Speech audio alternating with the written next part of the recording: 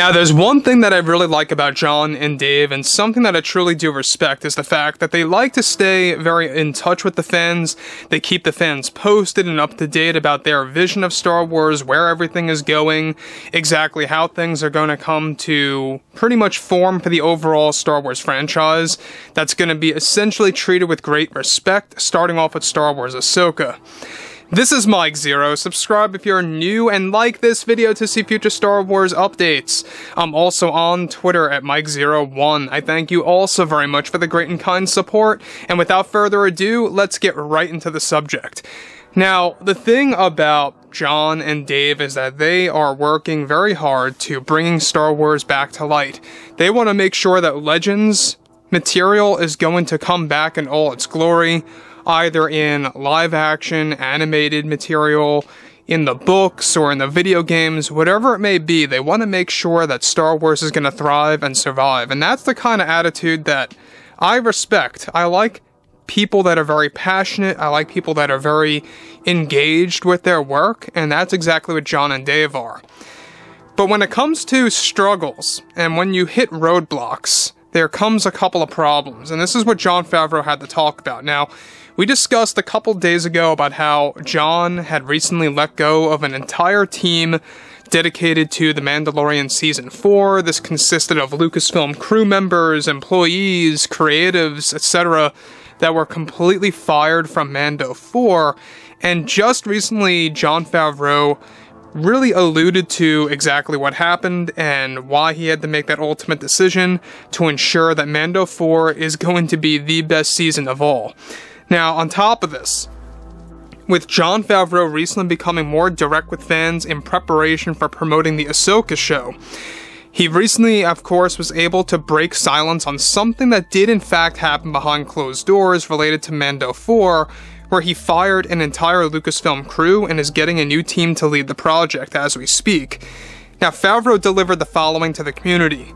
Well, it was a tough call on my end. We had been working with a specific team for a while. This was the team that we had for Season 3 that was going to transfer to the 4th one. We ran things over with Disney and decided that we wanted an entire new team, new vision, and a new approach with this installment to give fans something unique, where both Mando Season 3 and Skeleton Crew had a similar team member, system, and employees, and it wasn't the best working environment for us to deal with. Let's just put it that way. So I ran to Bob, and he sent that message to others at Disney, and we got permission to move on to embrace a new team to handle 4. So let me just pause here quick about what Favreau is elaborating. Now, what's interesting about this, and we're going to get to the next thing that he says in a second, but what's interesting about this is that he got the permission from Bob Iger, and Bob Iger allowed this change to happen. This goes to show you that Bob is very desperate to keep his legacy intact over at Disney. He knows that he's getting a real lot of issues on his end that is tainting his legacy, between the Galactic Star Cruiser Hotel failing, between The Little Mermaid, between what happened, of course, with Ant-Man and the Wasp, Quantumania, the box office results, by the way, and everything that's coming along with Indy 5, Acolyte, and Skeleton Crew. So he really wants Jon and Dave to go all out, giving them 100% creative power, and doing what they need to do to ensure that Star Wars is going to be the best that it can be on their end. So anyways, on to the next thing. We know that Bob Iger is not going to be at Disney for a very long time. I don't know if you guys knew this. He never intended to stay past 2024, so you're likely to either A, see him leave on his own terms, or B, you're going to have the board firing him and getting a new CEO on board before he's able to even step down. It all really depends on timing and where and when this is all going to happen. So the next thing that I think is crucial about all of this is that Jon Favreau goes on to elaborate further, and it doesn't stop with crew, but we also got new creatives, a whole new team of directors and some co-writers working with us too. It's going to be quite exciting. we are essentially resetting the series, going back down to the basics and building up toward new, exciting reveals. It's all about having a team that's willing to go in with an open mind, something that we found was entirely absent for Season 3, and we didn't get to tell the story that we wanted to in that season. And we couldn't really be more confident in the upcoming season now with 4, given that we have a whole new crew. Yes, it is sad it didn't work out with the previous others, but that's how the industry works sometimes. You have, of course, an option, and one of our options was to move on.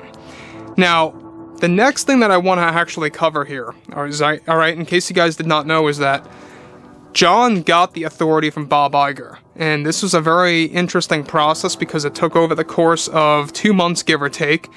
But what's even all the more revealing is that behind closed doors, team members did not agree with Luke's return. This was a major factor in why Jon wanted to rid of this team, but there's more to the story than just that. It's not as simple as a lot of team members, like the creatives and the overall structure of who was working on Mando 4 didn't want Luke back, but what it really dwindles down to, the main thing why a lot of people were disagreeing with Favreau's approach, was they didn't want to work longer hours and longer time periods, since Jon wants to make more episodes and longer episodes for Mando Season 4. This was really what made everything crumble, and what really led to Jon firing the crew. This was the ultimate thing. So basically, these team members that were loyal to Kathleen Kennedy and sided with her vision more so, it wasn't just about the creative aspects by Jon, but it was also about the work ethics of Jon Favreau. He wants to have the crew working longer hours, more days, so that they can get more episodes for Mando Season 4, and longer episodes. And that may or may not delay the process. It really depends. You might not see Mando 4 until, let's say, for example, early 2025 at this point due to the writer's strike. And look, I know people are getting tired of hearing that. The writer's strike, the writer's strike. You really can't use that always as an excuse, but it is what it is what's happening right now, and it is setting things back and creating a domino effect. Once one project gets delayed, it delays the other. It's sad but true, that's the ultimate truth. But when you look at stuff like this, that's what Jon Favreau is dealing with. So, I think Mando 4, without a doubt, the fact that he's saying that this series is going to get reset, they are completely going back down to the bare bones and the basics, it goes to show you that he cares about originality. He cares about telling a very good story that's going to resonate with fans, that's really going to expand the universe and really give something a lot of, fans to look forward to, essentially. They're going to basically be building up anticipation toward bigger and better revelations and reveals. And given that Kathleen Kennedy has no involvement in this one at all either, this is another reason why I think everybody needs to look forward to Mando Season 4. The same exact thing goes as follows for Ahsoka Season 1 and 2. Kathleen Kennedy has no creative involvement in that as well. So anyways, guys, fill me in below in the comments what you all have to say about this, and if you guys did enjoy the content for today, make sure to drop a thumbs up on this video to support the channel, and I will catch you guys next time.